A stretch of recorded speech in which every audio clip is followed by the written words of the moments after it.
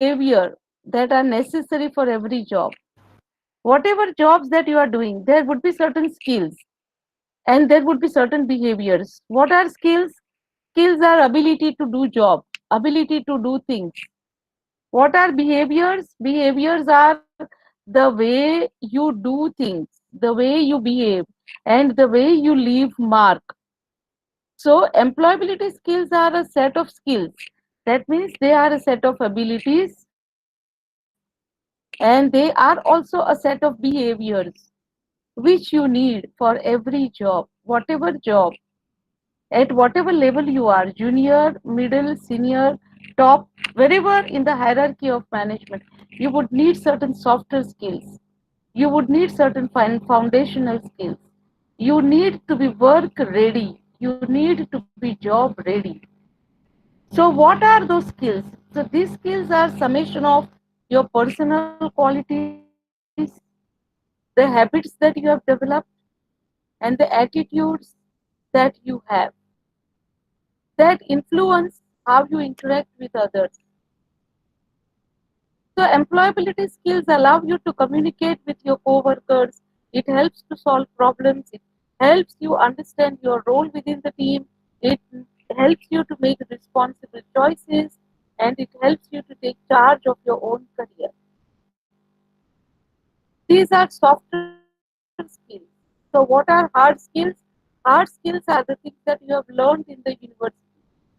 Maybe the mathematics, maybe the chemistry, maybe the geography, whatever. That is the subject related skills. You need subject related skills to put the foot on the door. But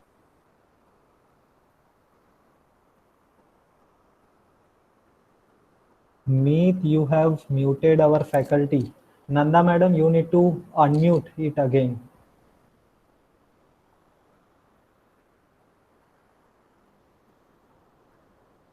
so the last thing that I was talking about was Nanda madam, again, that sorry to intervene. Uh, we request if yes, can language be Hindi or Gujarati or mix? oh sure, of Yes, course, thank you. sure. And audio is also breakable. So, Is it? Chinmay, Can you hear me?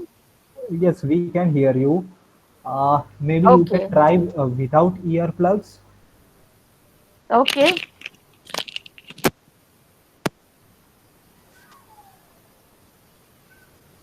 Is it better? હવે બરાબર છે આપ सब कुछ ठीक है? હા, yes, હમણાં Okay, સંભળાય છે. પાછું એક વખત લાગશે બરાબર તો છે. કઈ ઇયરફોન નાખી દેવાનું, પણ હમણાં ઇયરફોન વગર જ બોલો. નો પ્રોબ્લેમ, નો પ્રોબ્લેમ. હું ગુજરાતી અને હિન્દીમાં બોલીશ. ઓકે, હા, ફાઇન. સો ફરી પાછા આપણે પ્રેઝન્ટેશન પર જઈએ. હાર્ડ સ્કિલ્સ એ સ્કિલ્સ છે કે જે તમને દરવાજો ખોલી આપે છે અને તમને એન્ટ્રીમાં પગ મૂકવાની જગ્યા કરી આપે છે. That is hard skill. એટલે કે તમે કોલેજમાં મેથેમેટિક્સ ભણ્યા, કેમિસ્ટ્રી ભણ્યા, જ્યોગ્રાફી ભણ્યા, તમે જે પણ કાંઈ ભણ્યા એનાથી હવે તમે ક્વોલિફાઈડ છો દરવાજે ઊભા રહેવા માટે. પરંતુ સોફ્ટ સ્કિલ્સ એ સ્કિલ્સ છે કે જે તમને માત્ર દરવાજે ઊભા નહીં રહેવા દે, એ તમને અંદર રાખશે અને કેટલો વખત તમે અંદર રહેશો એની જવાબદારી તમારી સોફ્ટ સ્કિલ્સ લેશે. ઇન શોર્ટ, સોફ્ટ સ્કિલ્સ એટલે કે પર્સનલ ક્વોલિટીઝ, હેબિટ્સ, એટીટ્યુડ્સ એનું સમેશન છે કે જે તમને સક્સેસ બનવા માટે, સક્સેસ રહેવા માટે, સસ્ટેઇન કરવા માટે કામ લાગશે. આટલી પૂર્વ ભૂમિકા સાથે આપણે આગળ વધીએ. तो अभी हम लोग नेक्स्ट स्लाइड पे आ रहे हैं. Can you please go to slide number 3? हाँ, दिख रही है स्लाइड. ओके, हाँ, एंड आप so madam Hindi and English mix चलेगा, Hindi. Some participants okay, are yes. Okay. So what is the focus of webinar? ये वेबिनार में हम डिस्कस क्या करने वाले हैं? तो ये वेबिनार में सबसे पहले डिस्कस करने वाले हैं एम्प्लॉयबिलिटी का चैलेंज क्या है. और आपको लगता है कि वो चैलेंज सिर्फ आपको है दूसरे एम्प्लॉयर्स को नहीं है? No, you are wrong. So what are the challenges of employability, वो डिस्कस करेंगे।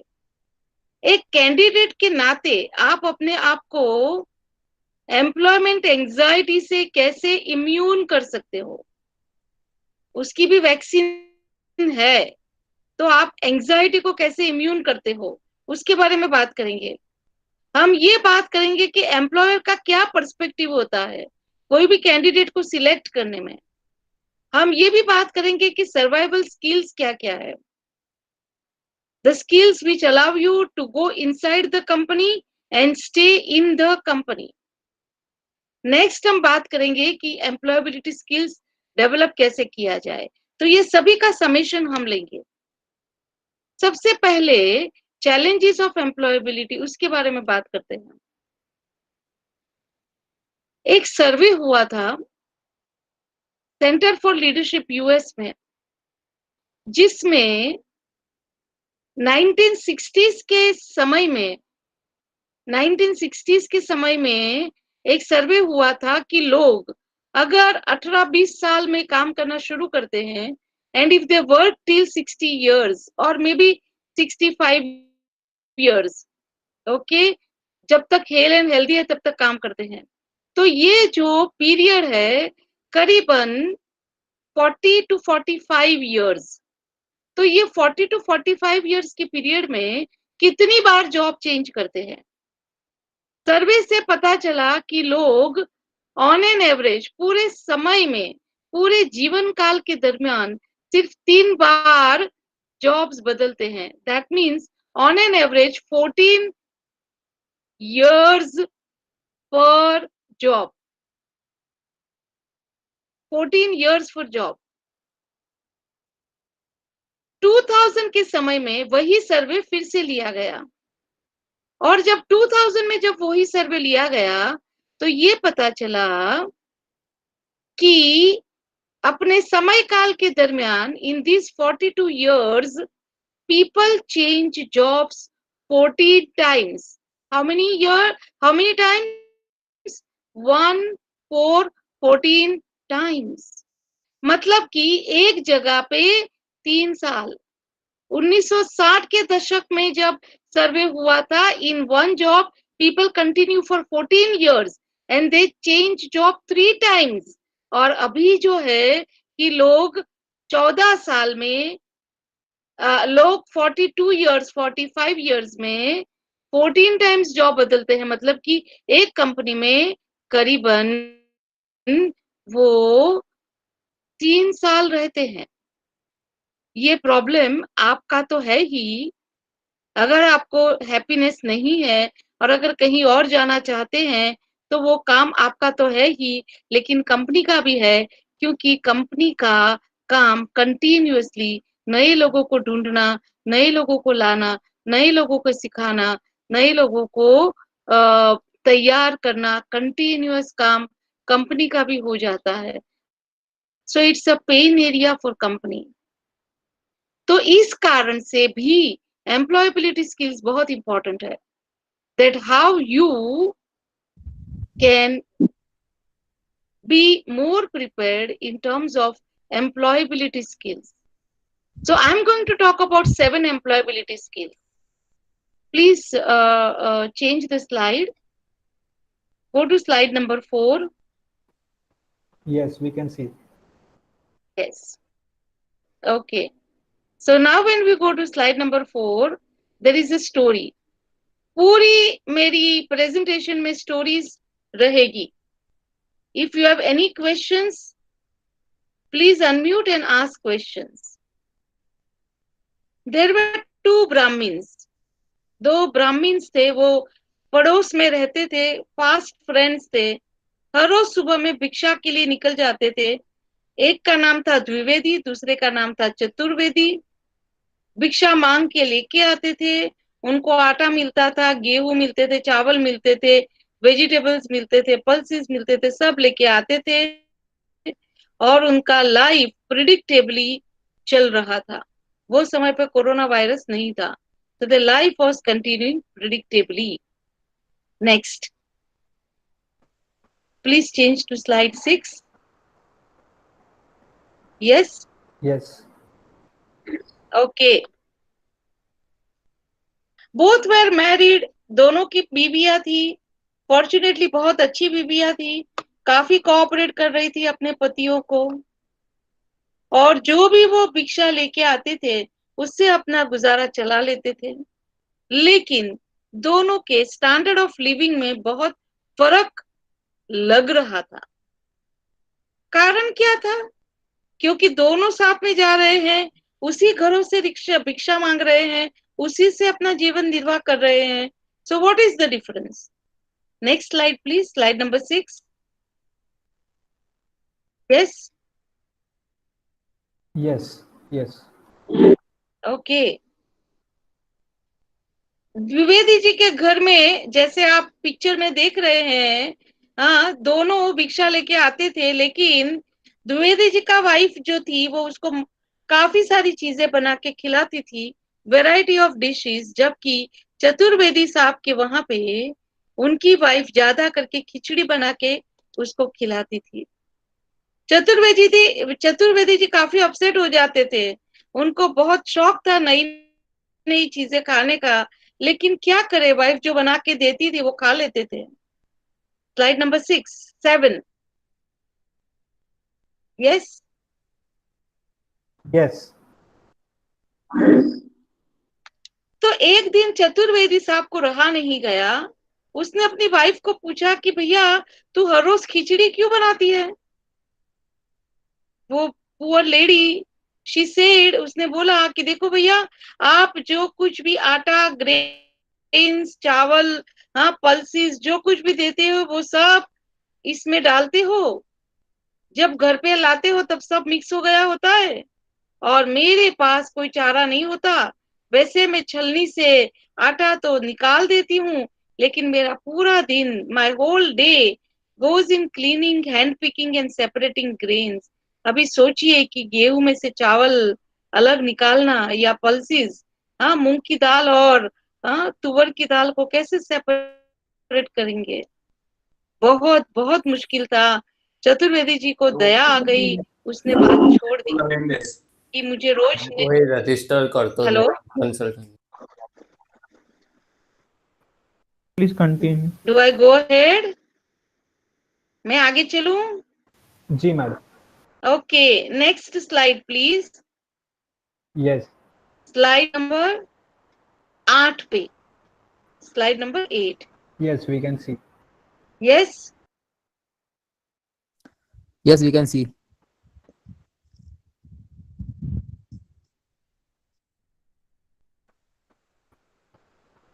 दिख रही है आपको?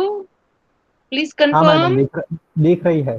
Chaturvedi asked the secret to Dwivedi. Okay. दिख रहा है. ओके. यस. सो अभी हम नेक्स्ट स्लाइड पे चलते हैं. Can you see the slide? Yes, ma'am.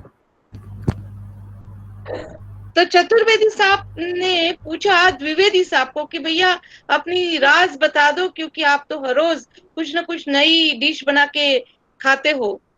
Dwivedi ने समझाया कि देखो भैया, सीक्रेट कुछ नहीं है. मेरी वाइफ ने जो मुझे आटा और ये सब लेने के लिए जो थैला बनाया है उसमें अलग अलग कंपार्टमेंट है. तो जब भी वो भिक्षा मांगने जाते हैं तो ये मल्टी कंपार्टमेंट वाला बैग लेके जाते हैं. चावल के बक्से में चावल डाल दिया, दाल के बक्से में दाल डाल दिया, आटे के बक्से में आटा डाल दिया. तो it was all very comfortable. घर पे आते ही उसको, हाँ, एक एक बक्से को वो खाली करती थी, अपनी जार भर देती थी और हस्बैंड जब मांगे, जो मांगे उसको खाना खिला देती थी. जबकि चतुर्वेदी साहब की वाइफ को सब कुछ अलग अलग करना पड़ता था और वो बेचारी बहुत परेशान हो जाती थी. Next slide. सीख क्या मिलती है? What is the moral of the story? The moral of the story is कि आपका जो एम्प्लॉयर है उसका काम है भिक्षान देही, मतलब वो भिक्षा लेने के लिए जाना, मतलब अपने प्रोडक्ट अपनी सर्विसेज के लिए ऑर्डर्स लाना, कस्टमर्स खड़े करना, कस्टमर को सर्व करना, रॉ मटेरियल का इंतजाम करना, पैसे का इंतजाम करना, वो बेचारा दशों दिशा में दौड़ रहा है। So what is the moral of the story? The moral of the story is कि आपका जो एम्प्लॉयर है और जो दसों दिशा में लड़ रहा है, उसको एक एफिशिएंट एम्प्लॉय चाहिए। एक नहीं, बट जो भी एम्प्लॉयज है वो सभी एफिशिएंट चाहिए। ऐसे एफिशिएंट चाहिए कि वो उसको मल्टी ग्रेन बैग बना के दे, और जब वो वही वापस लाए तब उसको प्रोसेस करके बहुत अच्छी प्रोडक्ट्स कंपनी के लिए बनाए। Next please, slide number 10। We can see. दिख रहा है? Yes. So the very first tip, employability skills की शुरुआत कहाँ से होती है? तो एम्प्लॉयबिलिटी स्किल की शुरुआत होती है, you have to be ruthlessly efficient. You are there because आपको जो कुछ भी आप काम करते हैं उसमें सेविंग कहाँ हो सकती है, रीवर्क कहाँ पे रोका जाए, वेस्टेजेस कहाँ पे रोके जाए, बेहतर चीजें कैसे बनाई जाए, इम्प्रूव कैसे किया जाए, बस वही तो करना है, वो करते रहिए। That is the first very very important tip for employability. आपको एफिशिएंट बनना सीखना पड़ेगा। आप किसी के रिसोर्सेस के मालिक है, मालिक नहीं है, माली है। यू आर अ गार्डनर, और इसीलिए आपको रूथलेसली एफिशिएंट बनना पड़ेगा। जो आपका एम्प्लॉयर है वो आपसे एफिशिएंसी मांगता है, सेविंग्स मांगता है, इंप्रूवमेंट मांगता है, और नेटवर्क अपने रीवर्क को मैनेज करना आपके पास से चाहता है। Next, slide number 11। We can see. Second tips. Yes. Second tip is understand the difference between responsibility and accountability. अभी इसका मैं हिंदी नहीं करूंगी बट आपको समझाऊंगी। आपको समझना पड़ेगा कि रिस्पॉन्सिबिलिटी और अकाउंटेबिलिटी दोनों के बीच में डिफरेंस क्या है। तो मैं अपने कॉलेज काल की बात करती हूँ। I was born and brought up in Bombay, तो मेरा जो ग्रेजुएशन था वो भी बॉम्बे यूनिवर्सिटी से हुआ। जब हम लोग पढ़ रहे थे तो वो टाइम पे हमारा 6 महीने का इंडस्ट्रियल प्लेसमेंट था। इंडस्ट्रियल प्लेसमेंट में जॉनसन एंड जॉनसन कंपनी में पवाई में मेरा प्लेसमेंट हुआ था। जॉनसन एंड जॉनसन दवाई बनाने वाली कंपनी, लेकिन बेबी पाउडर और वो सब सेक्शंस में हमको घुमाया जाता था। बेबी लोशन, बेबी शैम्पू, मतलब बेबी प्रोडक्ट्स जहां बनाते थे वो प्लांट में शुरुआत में हमको घुमाया गया। 2-3 दिन के बाद हमारे एक स्वीपर जो थे, प्लांट के एक स्वीपर थे गंगाराम करके, उसका लास्ट डे था, उनका फेलिसिटेशन हो रहा था, और उनके फेलिसिटेशन में बहुत सारे सीनियर लोग भी हाजिर थे और बहुत उसको प्रोत्साहित कर रहे थे, उसको बहुत अप्रिशिएट कर रहे थे। गंगाराम के को बहुत अप्रिशिएट करने के बाद, उसको हार पहनाने के बाद सब लोग बोलते हैं कि बस अभी बहुत हुआ, कल से गंगाराम यहाँ पे हमें दिखाई नहीं देंगे। तो हम उसकी स्वास्थ्य की प्रार्थना करते हुए उनसे सीक्रेट सीखते हैं कि उनकी इतनी पॉपुलैरिटी का राज क्या है। गंगाराम ने जो बोला, that became my first learning principle, management principle. Gangaram एक स्वीपर था जो मेरा सबसे पहला मैनेजमेंट गुरु बना। और वो मैनेजमेंट गुरु क्या बना, कैसे बना? गंगाराम का काम था जीएमपी, गुड मैन्युफैक्चरिंग प्रैक्टिसेस के हिसाब से साफ सफाई करना। उसका काम था डस्टिंग, स्वीपिंग, मॉपिंग, पोछा लगाने का, झाड़ू लगाने का, साफ सफाई करने का। गंगाराम को जब सबने इतना अप्रिशिएट किया, तो गंगाराम को जब 2 शब्द बोलने के लिए कहा, वो स्टेज पे आते हैं। एक स्वीपर है, आप कल्पना कर सकते हैं, सीधा साधा पहरवेश है, वो डायस पे आते हैं, हाथ जोड़ के कहते हैं, साहिब लोग तुम्ही काय म्हणतात ते मला काही कळत नाही. He says, साहेब लोग, बड़े लोग, आप ये क्या बोलते हो, वो मुझे कुछ समझ में नहीं आ रहा है. उसने बोला कि मैंने पूरी जिंदगी ये प्लांट पे काम किया, स्वीपर की हैसियत से काम किया, लेकिन मुझे लगता है कि मैंने कुछ नहीं किया. मैंने सिर्फ 2 चीजों का ध्यान रखा. My responsibility was dusting, sweeping, mopping.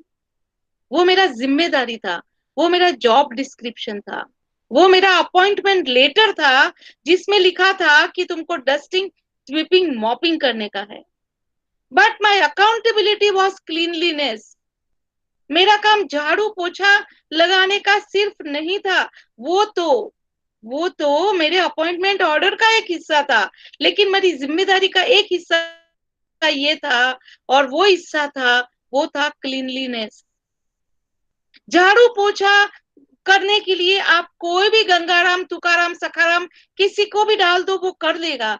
लेकिन अगर आप मुझे इतना सराहते हो तो उसका एक कारण यही है कि मेरा अकाउंटेबिलिटी मैंने समझा. मैंने कभी रिस्पॉन्सिबिलिटी से काम नहीं किया, मैंने अकाउंटेबिलिटी से काम किया. And my accountability was cleanliness. जब 10 मिनट पहले पैदा हुआ बच्चा, जब उसको नहलाया जाता है, उसको एम्ब्रॉय कोड काट के ड्रेसिंग किया जाता है, उसको Johnson and Johnson baby powder से डस्टिंग किया जाता है, और अगर मेरे काम में जरा सी भी चूक रह गई, वो प्रोडक्ट कंटेमिनेटेड हो जाएगा. और अगर कंटेमिनेटेड प्रोडक्ट 10 मिनट पहले जो पैदा हुआ है, वो बच्चे को अगर लग जाएगा contamination, it's a question of life. So accountability was cleanliness. The buck stops here. Dusting, mopping, sweeping कोई भी कर लेगा. And trust me, Gangaram became my first management guru. ये एक एटीट्यूड है कि मेरा रिस्पॉन्सिबिलिटी जो है वो जॉब डिस्क्रिप्शन है, बट मेरा अकाउंटेबिलिटी है, वो मेरा जिम्मेदारी है. And the buck stops here. यहाँ पे मैं लास्ट पर्सन हूं जो इसके लिए आंसरेबल हूं. जब तक आपका ये एटीट्यूड नहीं बनता है, माय डियर फ्रेंड्स, आप एक नौकरी करने वाले 8 to 5 का नौकरी करने वाला बंदा ही रहोगे. You may not grow in life. So in order to grow in life, understand the difference between responsibility and accountability. Let's go to the next. Let's go to the next slide. Slide number 12. Yes, we can see. Can you see? Yes. So पहली tip में मैंने बताया कि be efficient. दूसरी tip में मैंने बताया accountability, responsibility का मतलब समझिए. तीसरे में मैं बताती हूँ कि if you want to change the system, you have to be in the system. मतलब कि बार बार जॉब छोड़ना और परिवर्तन को नहीं स्वीकारना, इससे बड़ी करियर में कोई गलती नहीं हो सकती. Be ready for change. मैं एक रियल लाइफ केस आपको समझाती हूँ. मेरे एक क्लाइंट है, उनके वह फार्मा कंपनी है, उनके वहां पे बहुत सारे लोग आते हैं, 1 साल भी पूरा नहीं हुआ छोड़ के चले जाते थे. तो उसका एक एनालिसिस हुआ. हाँ, 5-7 साल हुए हैं, बहुत ही अच्छा कर रहे हैं, वो टैलेंट की मार्केट में बहुत डिमांड है और लोग छोड़ के जा रहे हैं तो बराबर है.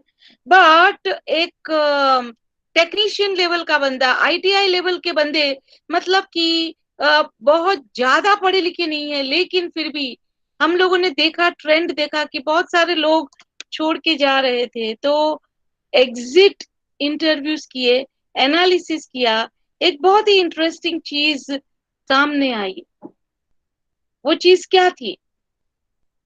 मैंने एक बंदे के साथ जो इंटरव्यू किया था वो मैं आपको बताती हूँ. वो बंदा ऑलरेडी रिजाइन कर चुका था, नोटिस पीरियड पे था. तो मैंने बोला कि भैया क्या हो गया, क्यों छोड़ना चाहते हो? तो बोले कि यहाँ पे लोग बहुत तकलीफदायक है। अच्छा, क्या हुआ, क्या तकलीफ, आपको क्या तकलीफ हुई? बोले कि मैंने 12th पास करके, मैंने ITI पास करके मैं यहाँ पे पीटर का स्किल्ड जॉब पे लगा हूँ। बहुत ही इम्पोर्टेंट जॉब है, पीटर का जॉब है। एंड ही सेज कि मेरे साथ जो लोग काम करते हैं वो बहुत ही गुल्ले मारते हैं। अगर उनको छुट्टी देते हैं तो वो 15 मिनट के बदले 20 मिनट में आते हैं। अगर टॉयलेट्स में जाते हैं तो काफी सारा वक्त वहां पे बिता के आते हैं। मैं अपने सुपरवाइजर को बात करता हूँ तो वो नहीं सुनते हैं, मेरे नीचे वाले मजाक उड़ाते हैं।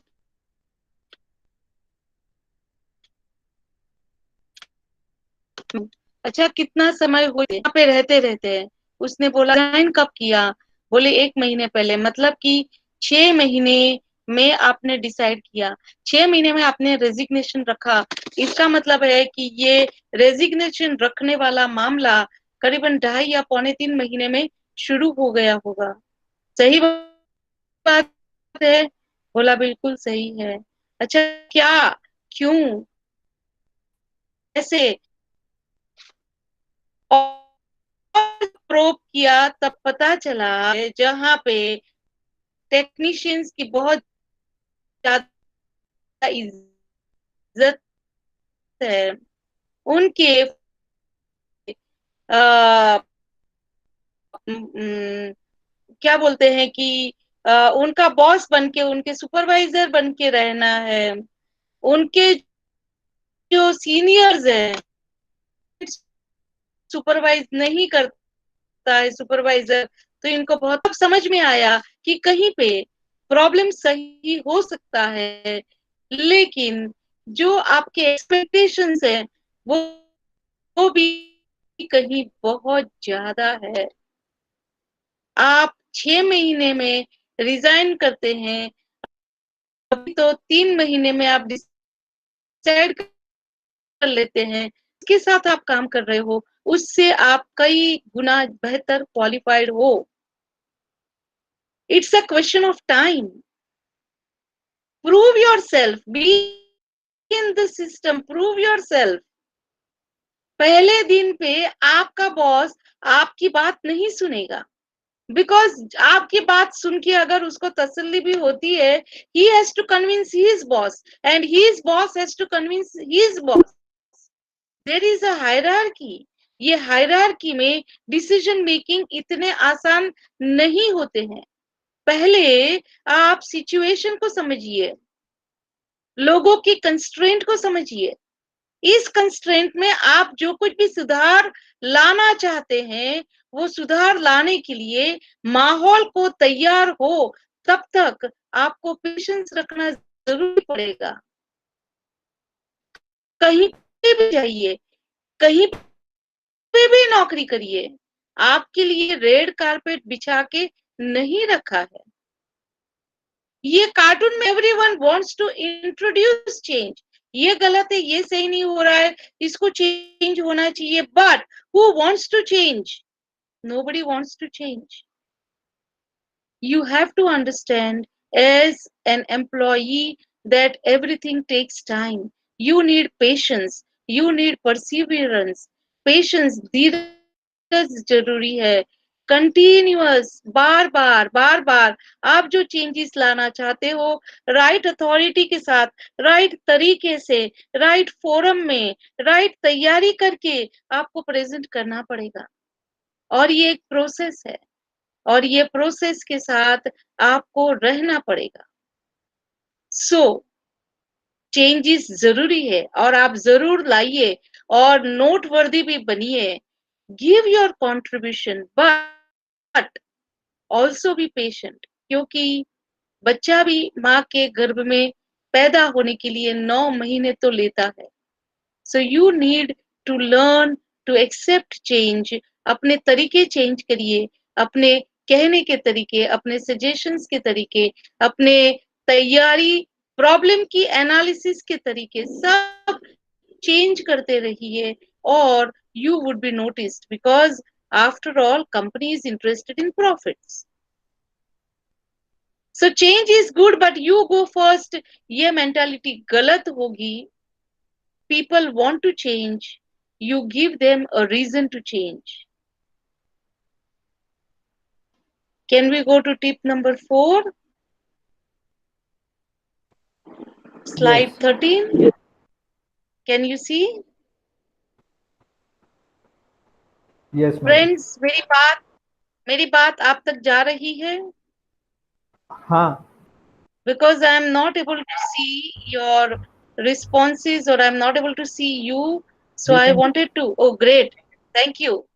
Thank you, Rima, Shashi. Thank you, Mehul. Thank you, Meet. Thank you. Huh?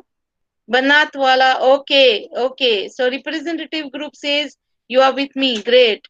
Thank you, Mr. Mule. Thank you, Neeraj. So we go on to the next tip, which is tip number 4. Tip number 4 is a very, very interesting story.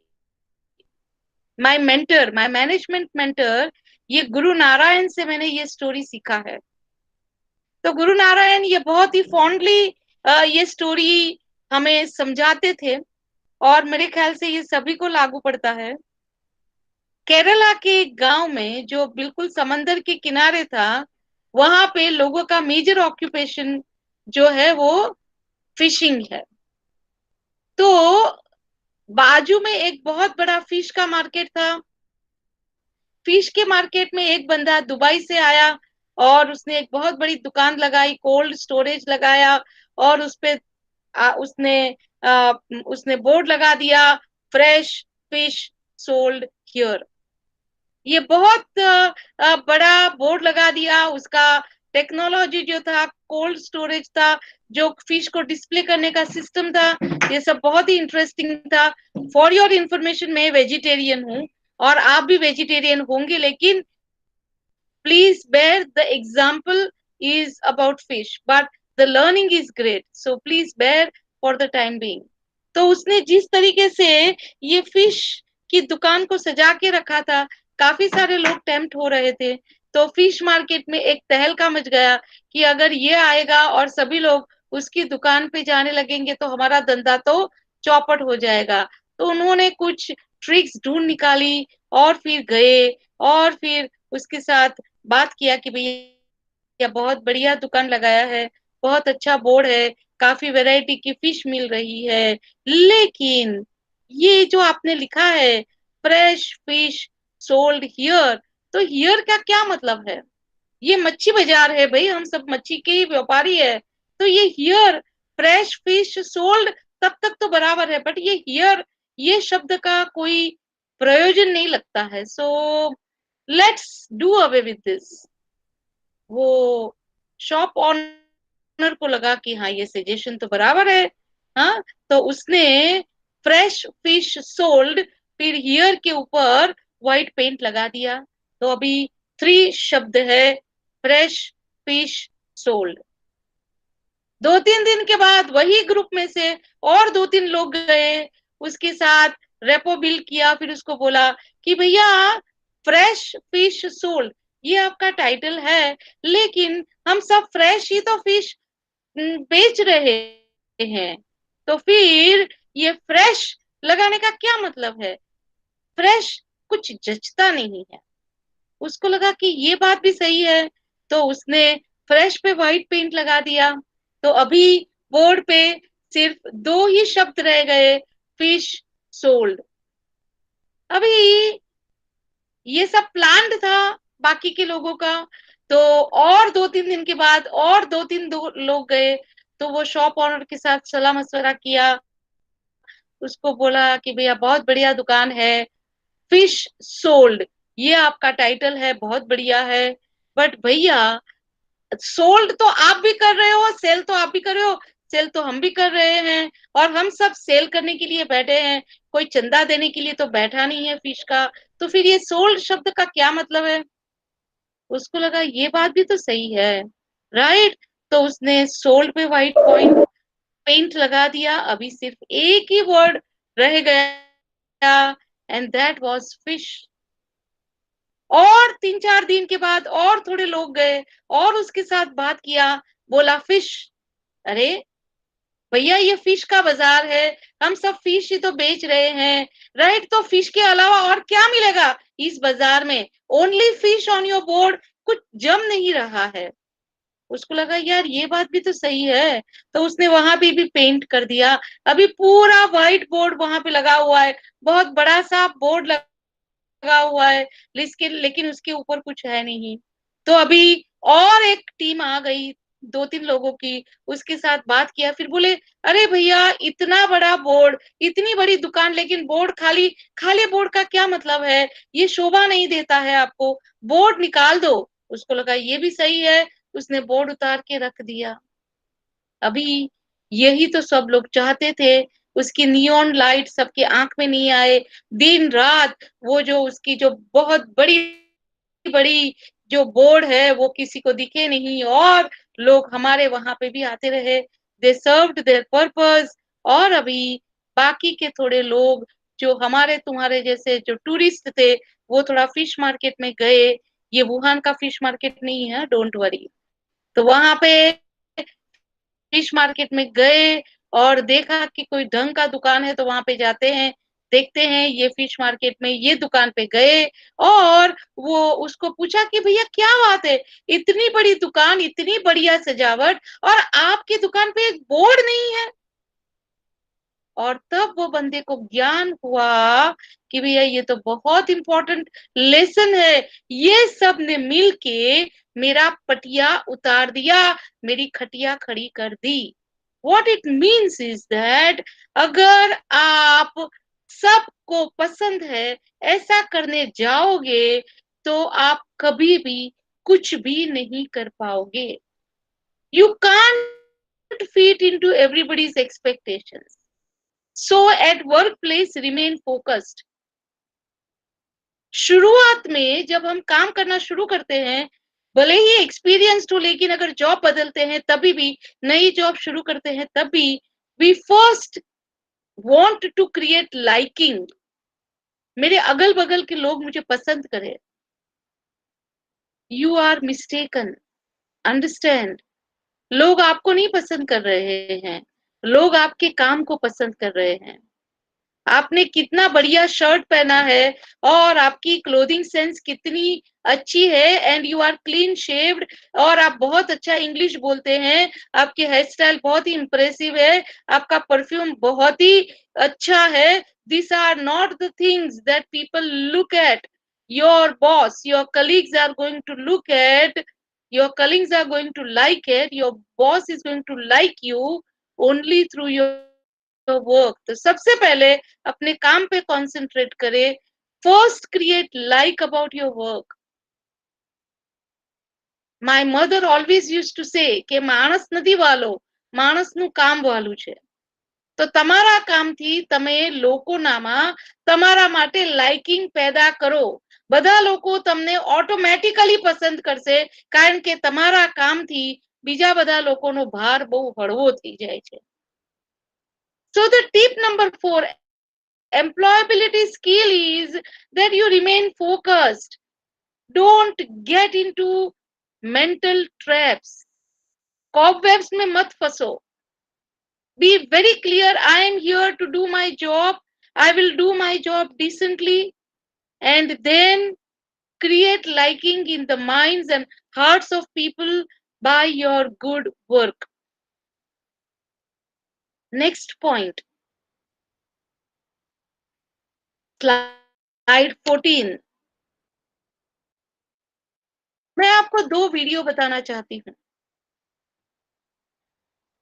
ये जो point है, ये point पे focus है कि आप interpersonal skills को master कैसे करोगे।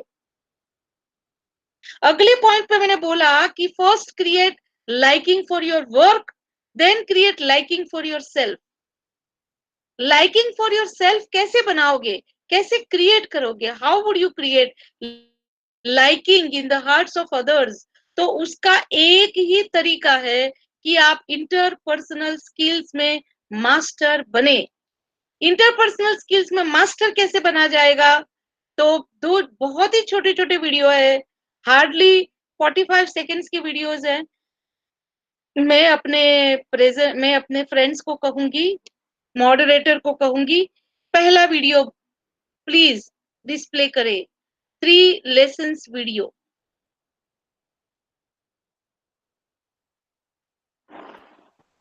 I can't see the screen. हाँ, जब वो वीडियो बनेगा तब। Can you help me friends? વિડીયોની સ્ક્રીન યસ આવી છે, મેક્સિમાઇઝ કરવી પડશે. Sorry, I am हाँ. not able to see that. Chinbhai, I'm trying to try.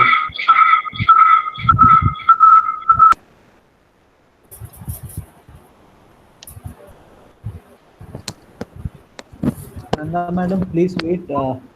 Sir, actually, sir is trying something. Okay, sure.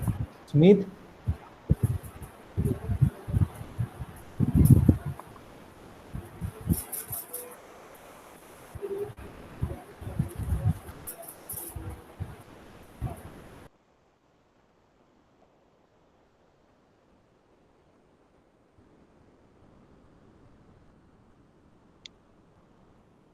Please bear friends, ये बहुत ही सुंदर video है। अगर हम प्ले कर सकते हैं तो प्लीज वेट।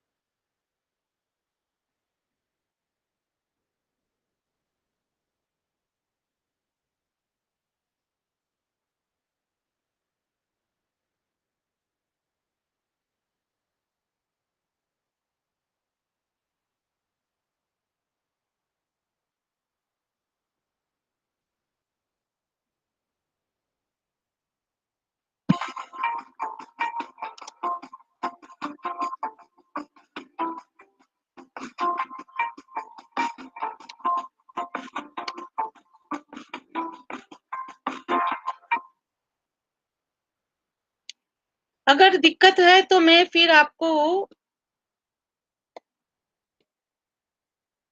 वर्बली समझा देती हूँ।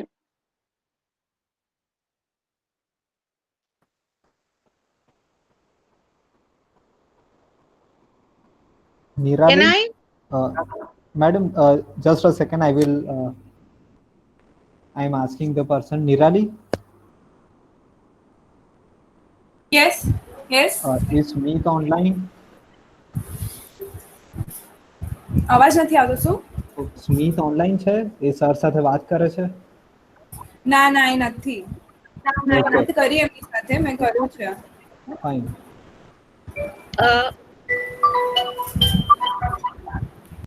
Madam, Nanda madam. Yes, yes. I think right now, if you can explain the video Okay. directly. Okay, હું explain કરું છું તમને. Okay. હું explain કરું છું તમને. ઓકે, હું તમને સમજાવું છું કે વિડિયો શું છે. એક પહાડ છે, પહાડ ઉપર એક કૂતરો છે અને સામે એક કાગડો છે. કાગડો છે ને કૂતરાને પ્રોવોક કરે છે અને કૂતરો ભસીને એક કાગડાને લેસન શીખવાડવા માટે કૂદે છે.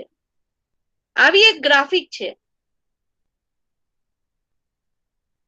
બટ કાગડાને પકડવા માટે જ્યારે કૂતરો कूदे छे, जब वो कुत्ता उस पर अटैक करने जाता है तब उसको ये रियलाइज नहीं हो रहा है that he is at the tip of the mountain और क्रो का कुछ नहीं जाएगा but he will fall and he will pay for his life. The first learning interpersonal, जो एक दूसरे के साथ जो हम लोग जो जिस तरह से हम लोग पेश आते हैं, हमको समझना है। कभी कभी हो सकता है कि people can behave like crow, but हमें वो प्रोवोकेशन का रिस्पॉन्स नहीं देना है, हमें फाइट में नहीं जाना है। इंटरपर्सनल स्किल्स में ये एक पॉइंट बहुत इंपॉर्टेंट है कि लोग हमें प्रोवोक करेंगे, हमें कौन सी चीज में प्रोवोक होना है और रिस्पॉन्स देना है और कौन सी चीज में नहीं, उसका हमें लिहाज होना बहुत जरूरी है। ये इंटरपर्सनल स्किल्स का पहला प्रिंसिपल है। दूसरा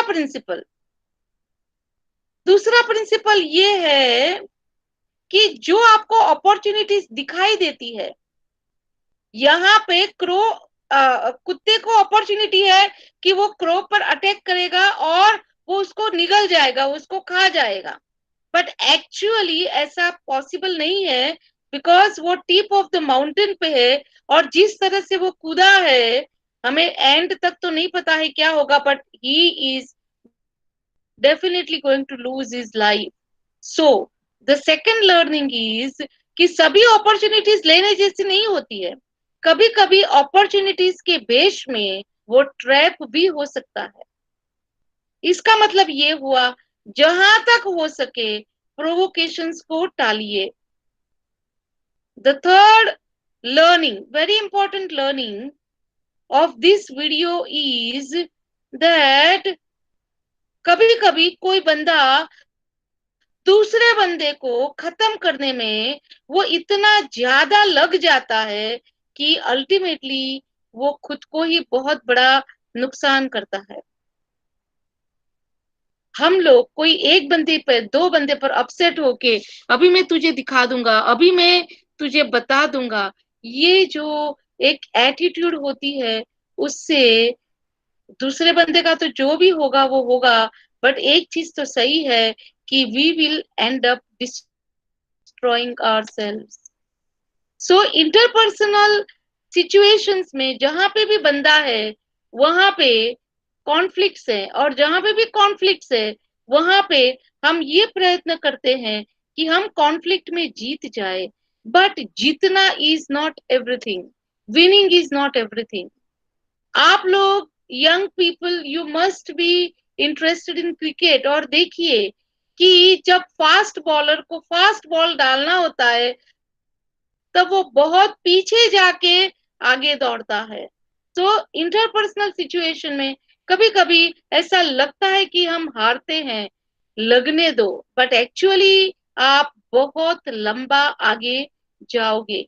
सो इंटरपर्सनल स्किल्स के ये बहुत इंपॉर्टेंट लेसन्स है कि कॉन्फ्लिक्ट में मत उलझिए, कॉन्फ्लिक्ट में अपनी लाइफ की एनर्जी को कॉन्सेंट्रेट मत करिए।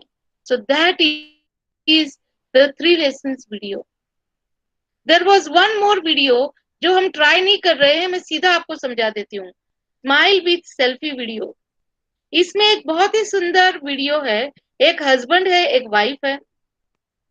वाइफ कुछ कुचड़ उसको कुछ कंप्लेन है तो वो करती रहती है। अभी हस्बैंड बेचारा थक गया है, उसके वाइफ के मुंह को बंद तो नहीं कर सकता है, तो उसने क्या किया, एक बहुत अच्छे कैमरे से, नंदा मोबाइल मैडम, के कैमरे से उसने सेल्फी लिया। हाँ, और जैसे ही वो बंदी को पता चला कि अरे मैं सेल्फी में जा रही हूँ, राइट, तो वो एकदम से कंप्लेन भूल के she comes in her pose, smiling pose, और फिर से वो उसने मोबाइल बंद किया, फोटोग्राफ लेके फिर से उसका चालू हो गया, फिर से वो बंदा उसका मोबाइल में वो फोटो कैप्चर करता है, फिर से वो लड़की पोज ले लेती है, फिर से वो हैप्पी फेस दिखा देती है, फिर से वो बहुत ही आकर्षक पोज में खड़ी रहती है, फिर से जैसे ही मोबाइल बंद किया फिर से वो अपनी कंप्लेन पे आ जाती है। बहुत ही सुंदर वीडियो है, स्माइल विथ सेल्फी। हमारे आसपास जो भी लोग हमारे लिए कंप्लेन करते हैं, सिचुएशन के लिए कंप्लेन करते हैं, लोगों के लिए कंप्लेन करते हैं, रिसोर्सेज के लिए कंप्लेन करते हैं, कंप्लेन की भी कंप्लेन करते हैं, प्लीज ट्राई टू अंडरस्टैंड, ये लोग स्माइल विथ सेल्फी जैसे हैं। मतलब कि उनका काम है सिर्फ बोलते रहना, कंप्लेन करते रहना, सॉल्यूशन में कोई इंटरेस्ट नहीं है, कोई सीरियस नहीं है कि वो सिचुएशन को आराम से हैंडल करे या कोई सीरियस तरीके से उसका हल निकाले। Some of us we simply enjoy being complaining. कहने का मतलब ये है कि when you are at work, ये लोगों को पहचानिए। ऐसे लोगों को ना हेल्प करने की जरूरत है, ना उनके लिए कुछ काम करने की जरूरत है, ना उनके ऊपर पीटी दया खाने की जरूरत है। जस्ट स्माइल, उनको देखिए, हाँ, और ये नौटंकी भी खत्म हो जाएगी, ऐसा सोच के कोई भी रिएक्शन से छूट जाइए। ऐसी नौटंकी वर्क प्लेस पे बहुत होती रहती है। Do not make yourself a part of that नौटंकी, you will be much happy. हाँ, और जब घर जाओगे तब बहुत स्वस्थ और खुशनुमा मूड में आप वापस जाओगे। Next slide number 15। Sixth tip, learn to anticipate future. Be ready when it arrives. Once again, this is from my mentor Guru Narayan. ये हमें बहुत ही अच्छी बच्चों की स्टोरीज बना के सिखाते हैं। I am happy to share that story. आप सभी ने वो कैब सेलर का स्टोरी तो सुना ही होगा कि वो एक गांव से दूसरे गांव जाता था, बीच में जंगल आता था। एक समर आफ्टरनून में थक गया था, तो उसके कटोरी में उसके बास्केट में जो कैप्स थे वो बाजू में रख के वो सो गया। उठा थोड़ी देर के बाद तो देखा कि उसकी बास्केट खाली है और सभी जो बंदर है उसके सर पे टोपी है। उसको पता था कि बंदर जो है they are good at mimicry, तो वो अपना टोपी निकालता है, बंदर को दिखाता है और वो टोकरी में डालता है। बंदर भी टोकरी में डाल देते हैं। इस तरह से वो अपना टोकरी समेट के अपने घर चला जाता है। This is only part 1 of the story, जिसके बारे में हमें पता है। So my mentor, he made the second part of the story, which is not known to many people. अभी क्या हुआ कि अभी यही स्टोरी आगे ले जाते हैं। ये बंदा थोड़ा ओल्ड एज की तरफ जा रहा था, बहुत ज्यादा घूमना फिरना, बहुत लंबा ट्रैवल करना, पैदल चल के वो पॉसिबल नहीं था। तो उसका बच्चा था, वो मार्केटिंग करता था, सेल्स करता था, और ये बंदा जो था वो कैप्स का मैन्युफैक्चरिंग करता था। हिस्से बढ़ गए थे और वो काफी अच्छा सेल करके लाता था। एक दिन ऐसी ही दोपहर में वो थक गया तो वो पेड़ के नीचे सो गया। बाजू में बास्केट है और जब उठा तब देखा कि सभी बंदर के सर पे टोपी है। तो उसको याद आया अपने फादर का स्टोरी कि पापा के साथ भी ऐसा हुआ था। हाँ, मुझे पता है क्या करना है। वो अपनी जो कैप है वो हिलाता है, टोकरी में डालता है। एक बंदर का बच्चा जो था, that was without the cap. वो चील झड़प से he comes like a blazer। एक जो कैप था, वो जो लास्ट कैप था, वो पहन के वो बंदर ऊपर चला जाता है। क्या मतलब है? जैसे ये बंदे ने, दर्जी ने अपने बच्चे को डीब्रीफ किया था कि भी ऐसा ऐसा हुआ तो ये सॉल्यूशन हुआ, वैसे ही बंदरों ने भी अपने नेक्स्ट जनरेशन को बताया था कि बंदे आते हैं और ऐसी छल करके चले जाते हैं। हमारे पास से कैप्स लेके चले गए थे, तो अभी ऐसा नहीं होने देना है। Please understand, problems remain the same but solutions are different. और उसके लिए आपको फ्यूचर को एंटिसिपेट करना पड़ेगा। कल के सॉल्यूशंस हमेशा काम नहीं रहेंगे। आपको कुछ नई तरह से सीखना पड़ेगा। You will have to learn new things, you will have to learn to anticipate future, and you will have to be ready when that future arrives, because generation after generation जो प्रॉब्लम के solutions है वो लोगों को पता है, and people are prepared. So the next point is कि आप तैयार रहे। आप अपने जो क्या बोलते हैं कुल्हाड़ी है उसको शार्प करते रहे। अगर आपके पास 12 घंटे हैं और अगर आपको एक वृक्ष का छेदन करना है तो 1 घंटा ही काफी है। 11 घंटे तक आप अपनी जो कुल्हाड़ी है उसकी धार बनाइए, क्योंकि वो अगर धार शार्प है तो वृक्ष काटने में देर नहीं लगेगी। If you are ready with the skills required for future, it will not take a lot of time.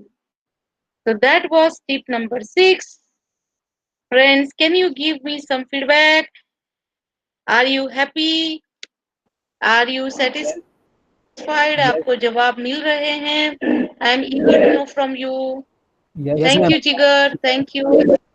Great, great, great, great. Okay. Thank you, thank you, thank you, thank you, Nishant. Thank you, Sneh. Thank you, Pooja. Let's go to. Thank you, friends. Thank you for your love. And we go on to the next slide. And the next slide is slide number 16.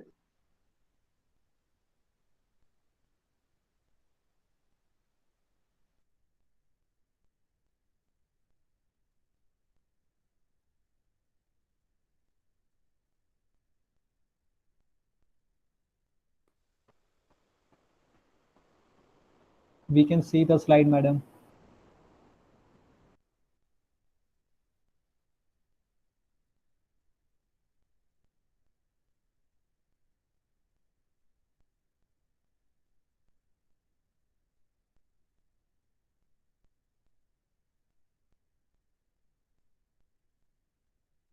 दूसरे जिम्मेदार नहीं है।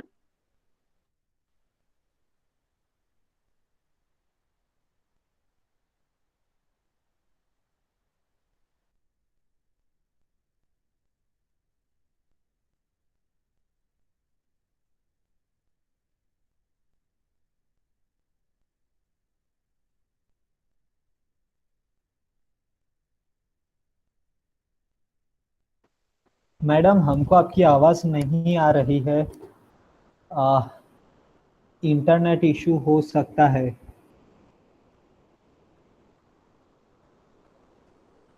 आप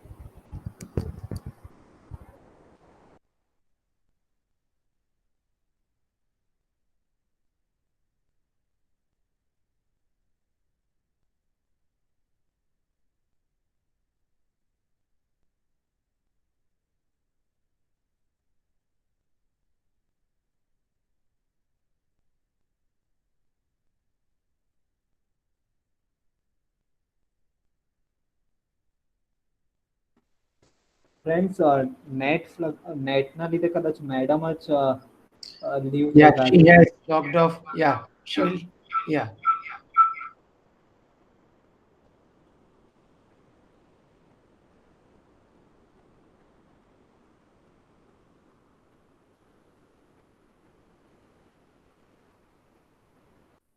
Sir, you need to talk to her if she does not know.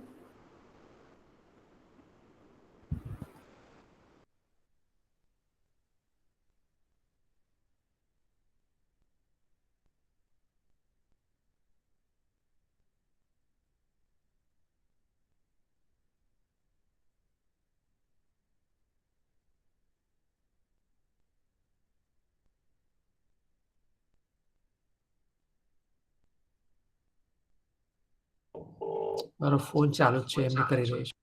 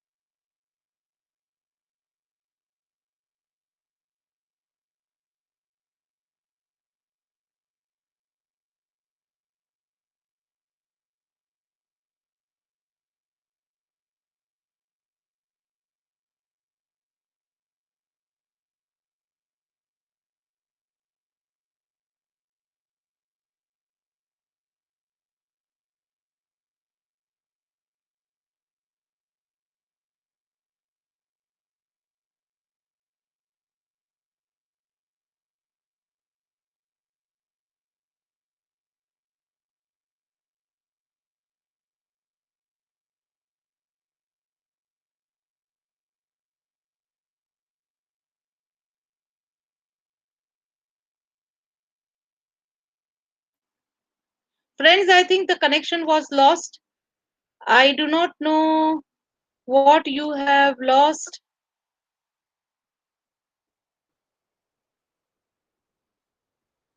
Okay.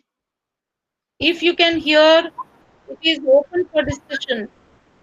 I have shared this last slide where all the 7 slides का tip एक साथ है. All those who have joined, okay, you want me to repeat from Smile. Okay, can we go to the last slide, please? I'm sorry, I just did not have an idea that the connection was lost. Yes. Tip 7 is Smile. It's the curve that sets everything right. Okay, can we go to slide number, the next slide, please? The last slide where there is a summation. Be efficient, मैंने आपको बताया. Be accountable, not just responsible. Gangaram का story. Accept change and change yourself. Right? So अगर कुछ भी बदलने का है तो पहले system में रहना जरूरी है. Right? So don't hop the jobs. Be patient and things will come your way. Learn.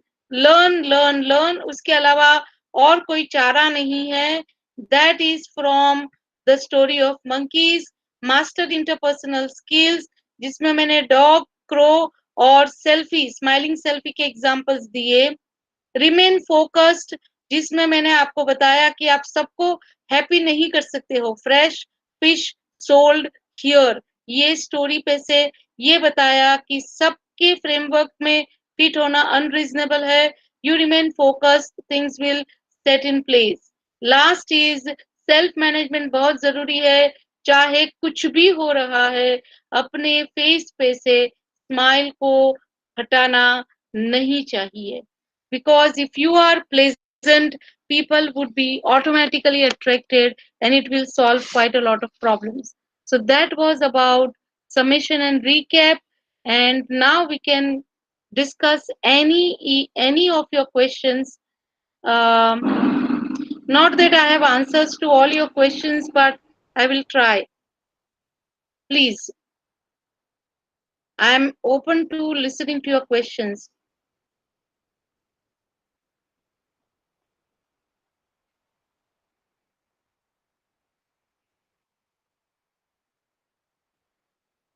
Friends, any questions? Anyone have questions? You can write in chat box.